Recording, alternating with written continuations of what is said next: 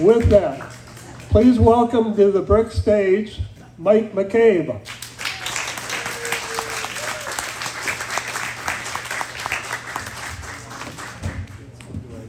All right, thank you, Tim. It hasn't been 30 years, has it? It seems like 3. But oh my goodness, how did I get this damn old? But thanks for having me, and to Brick Cider, thanks for hosting and having us here. What a wonderful place. Thank you. And thank you all for being here tonight. I had a video chat with my son who lives in the Twin Cities just shortly before coming over here. And I can tell you that it has been an ordeal. Not for anybody living in the Twin Cities. It has been an ordeal. And I was amazed to hear him say that it has been 70 days that they've been going through this. And they see light at the end of the tunnel, though.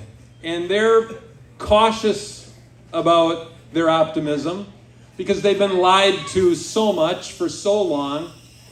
But he said that for the first time in 70 days, he saw people out at the bars and celebrating and the mood lightening.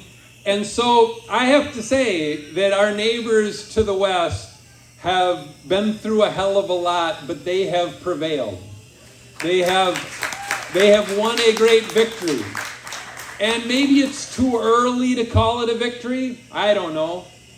But I can say this, regardless of how things continue to unfold, they have taught the rest of the nation a powerful lesson.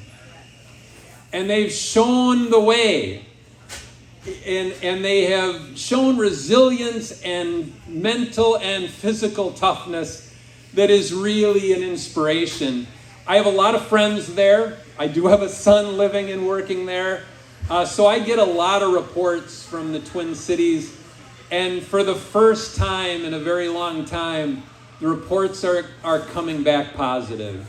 And that was music to my ears.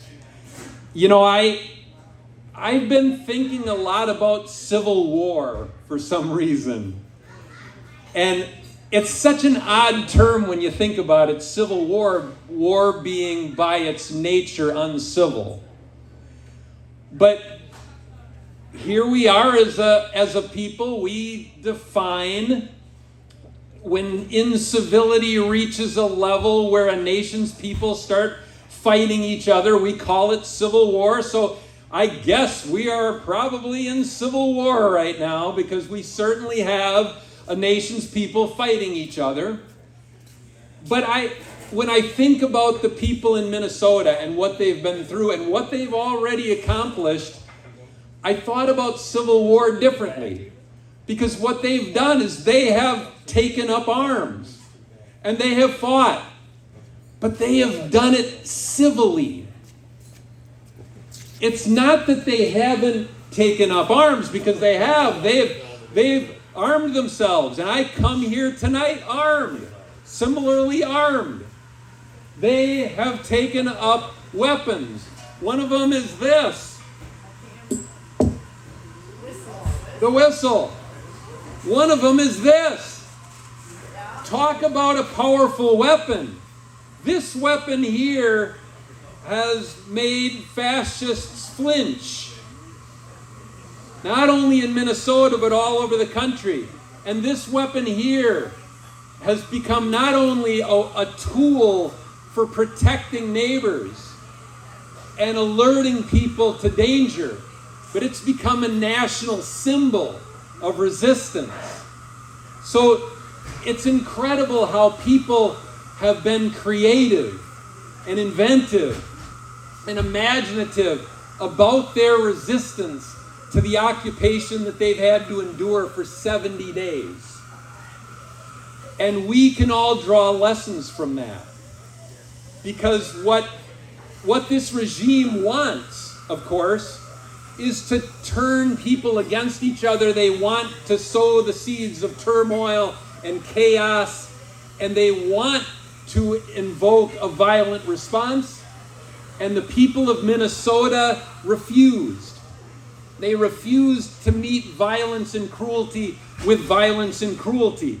And they instead created this incredible network. I don't know how many of you have heard a lot of stories about what's been happening in Minnesota other than what's on the news, but they've got a network that is akin to the Underground Railroad, where they have been able to get people to safety, and they've been able to get needed food and supplies to people who are afraid to go to the grocery store or a department store. And they, of course, are being tracked by ICE as they make these deliveries. So they've had to be incredibly inventive about how they get food and other essentials to people who are being hunted in our country. And it is an amazing network that has emerged out of the minds and the hearts and the souls of ordinary Minnesotans. And they have prevailed. They have made a regime retreat with the tail between its legs. And that's something that we can all take heart in, because the lying is not going to stop anytime soon. The cruelty and the violence are not going to stop anytime soon. We're all going to be challenged by this in one way or another for a very long time to come. But the people of Minneapolis and St. Paul and many other smaller communities all across Minnesota have shined a light on how citizens can unite and how they can protect neighbors and how they can resist the darkest impulses of the ruling regime. And so a tip of the cap to the people of Minnesota. I am so darn proud of them. For those of you who may not know me as well as Tim does, I ran the Wisconsin Democracy Campaign for 15 years. I started up a group called Blue Jean Nation. Some people involved in that network pushed me to be a candidate for governor in 2018. I did that. But I now have spent a lot of time on a book tour because I decided to write a novel. And let me tell you why I decided to take my first stab at writing fiction. It really is related to the work that I've spent the better part of my life doing, which is exposing corruption and working to safeguard democracy and democratic institutions.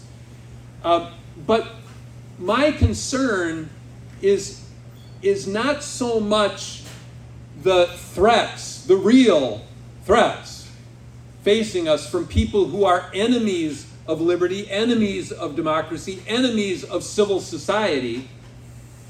Those are genuine threats. But those threats are not what trouble me the most. What troubles me the most is the lack of imagination on the part of too many citizens in this state. To me, imagination is the most powerful weapon. More powerful than this, more powerful than this. The most powerful weapon we possess as a people, in my view, is imagination. And when I talk with people, so often I get the sense that they are trapped in they only see that which is been presented right before our noses. They only see what's been thoroughly researched and written about and documented. And what we have trouble with as a society is seeing that which hasn't yet unfolded, that hasn't been documented, that is no subject of a peer-reviewed study, that is something that we can see without it being right in front of us. imagining a way forward in dark times, I think, is our most powerful weapon. And imagining kindness and imagining civility at a moment when there is so much official cruelty, so many things being done to people that are unspeakable. And so I thought, I'm going to take a stab at writing a story about outcasts who come to the rescue of a struggling country town. I'm going to try to take a stab at writing a story about how kindness can overpower cruelty. Because if there has ever been a moment in my lifetime that we need to imagine kindness overpowering cruelty, this is that moment. This is that time.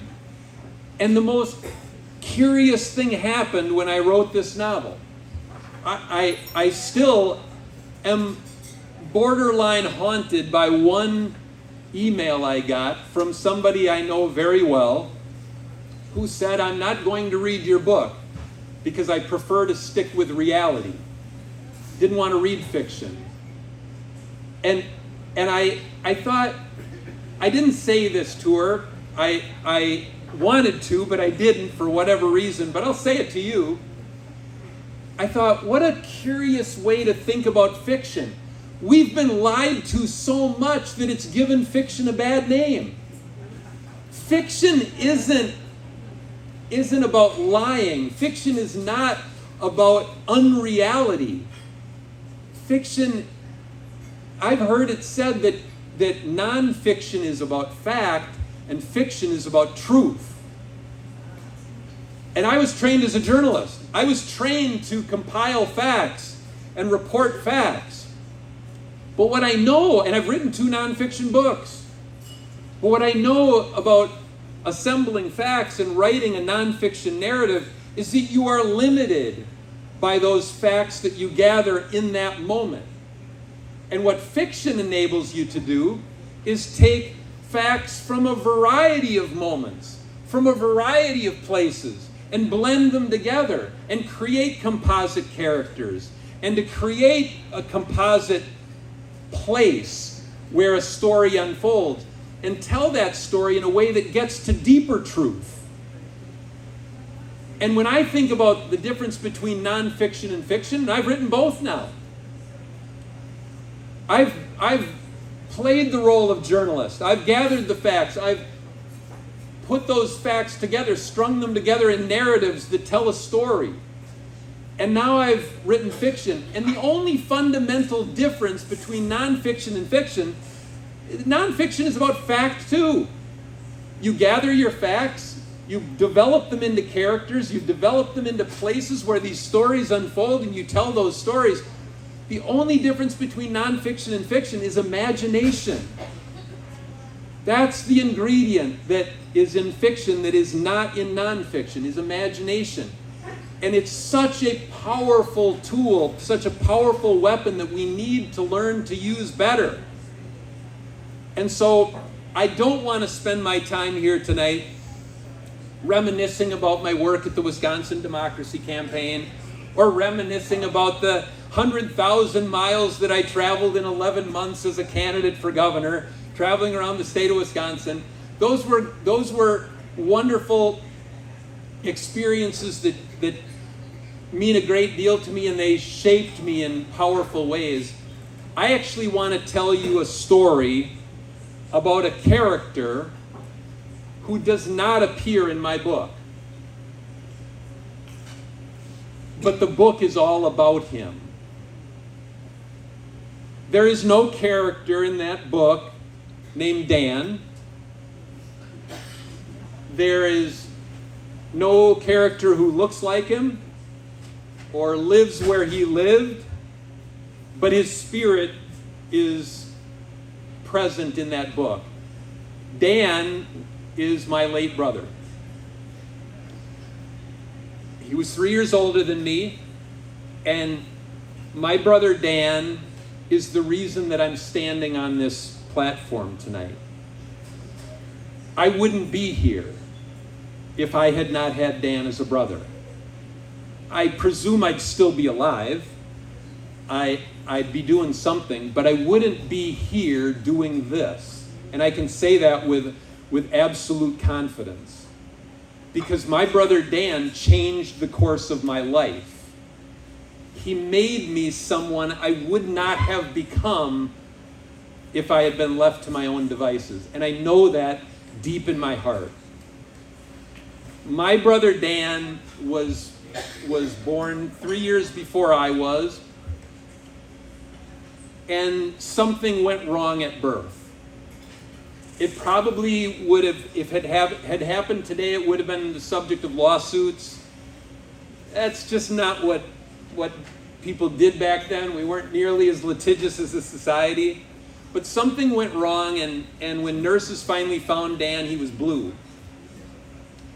And being deprived of oxygen for a period of time at birth led to brain damage that ended up manifesting itself in a variety of neurological harms.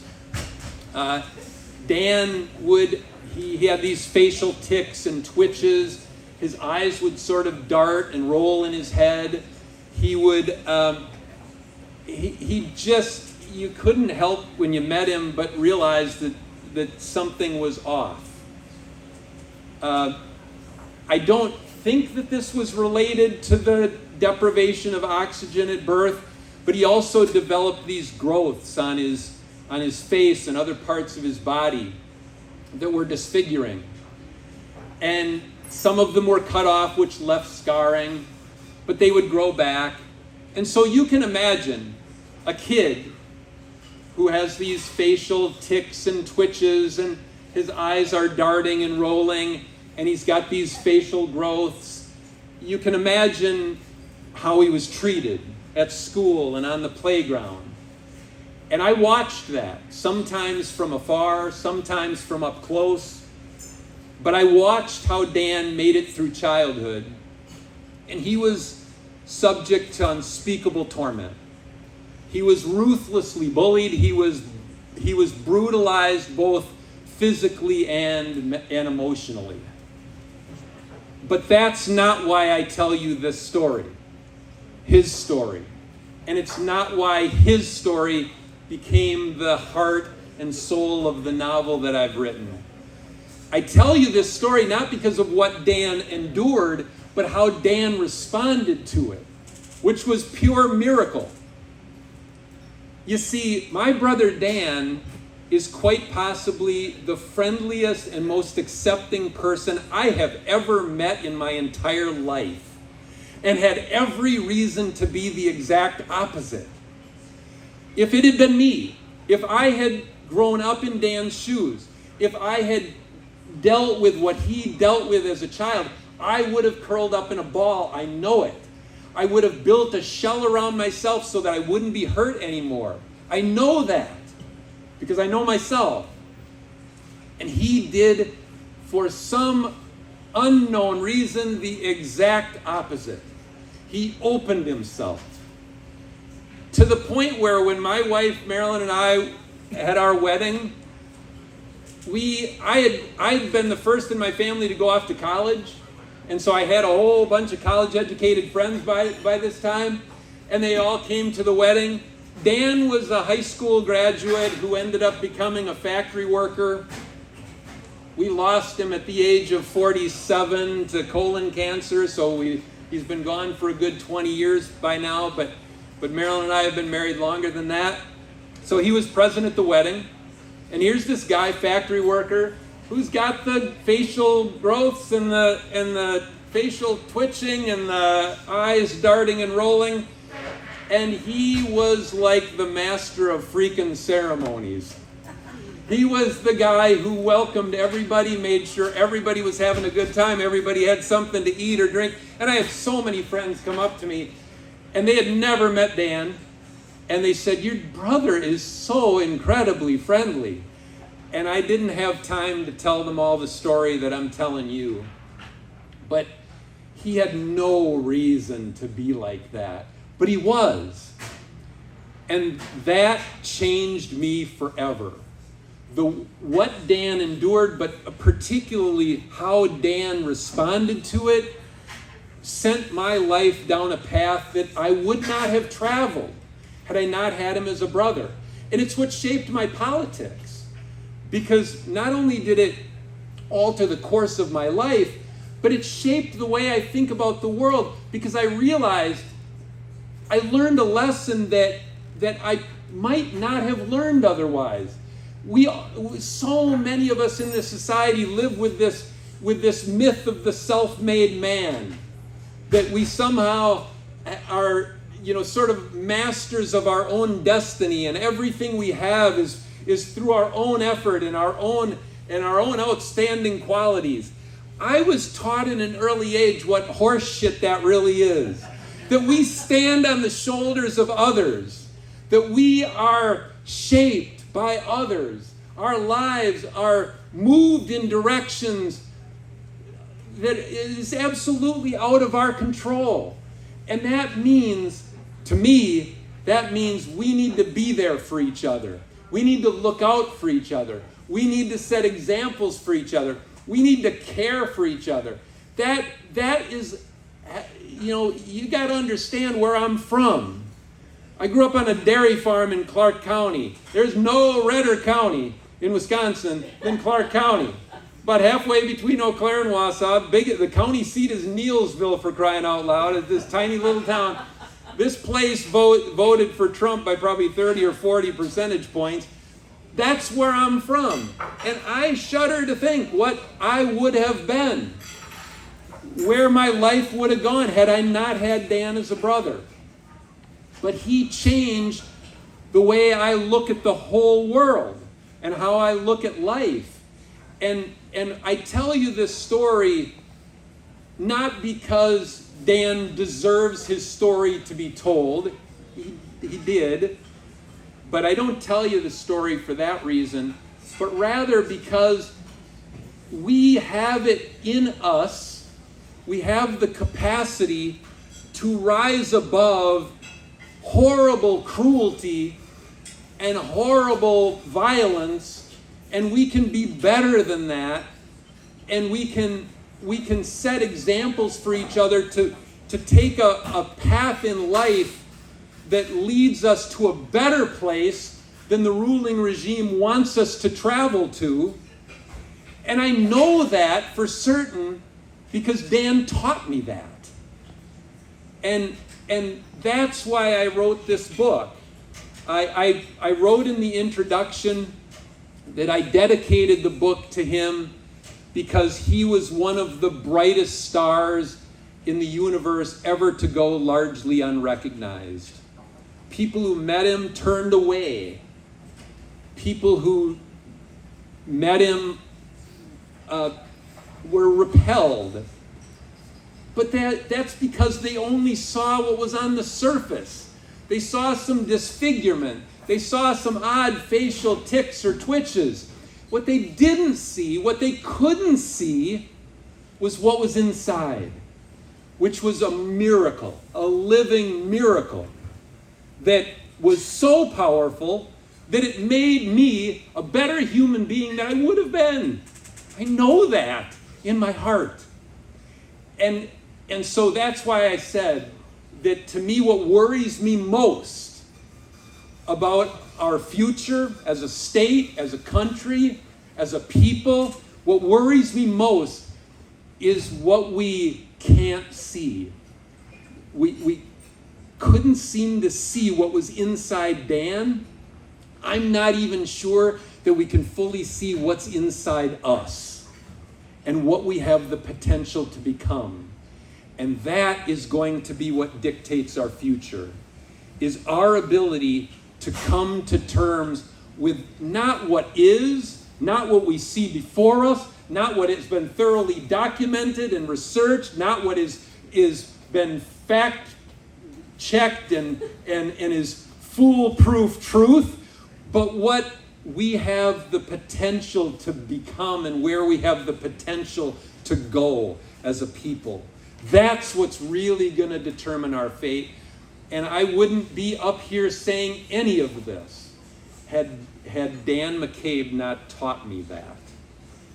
He with a high school diploma, a plastic pipe factory worker, an NRA member, and an avid hunter and fisher, and he loved NASCAR. I was much more interested in NATO as a child. We had nothing in common, yet we were bonded as brothers. We were incredibly close. I was there at his deathbed when he drew his last breath. I was the one he trusted to handle the affairs of his estate. I was the executor of his will. We were incredibly close, and we were two people who had virtually nothing in common. That too makes me think that when we are at war with each other in our society, when neighbor is at another neighbor's throat, and we think we are just not wanting to have anything to do with those people on the other side, I can't help but think of Dan, the NRA member, the NASCAR lover, the hunter, the fisherman, the guy who was 5'5", and I am 6'2", and he was stocky of build, and I was always scrawny as all get out. We didn't look like brothers. We didn't sound like brothers. We didn't think like brothers, but damn it, we were brothers. And we were bonded for life, and he still, as you can tell, he still lives in me. He lives in that book. He has shaped my life, made me a better person than I fear I would have become otherwise. And I think that spirit is what's going to get us through some very dark days. It's that spirit, that understanding that we can connect with people very different from ourselves, and we can build a future with them, and we can have a brotherhood with them, and that we can get past cruelty. And if this book is about anything, it's a story of where cruelty meets its match. And damn it, that's something that we need in our society in America right now. And so we're going to get through this. We are going to get through this. The people of Minnesota got through 70 days of hell, and we're going to go through our own version of hell in the months and years to come. America's got a rocky path ahead, but we are going to get through this because Dan taught me that it is possible to get through hell. And that is what I wanted to share with you tonight. And it was really Dan doing the talking. I'll tell you that. Thank you.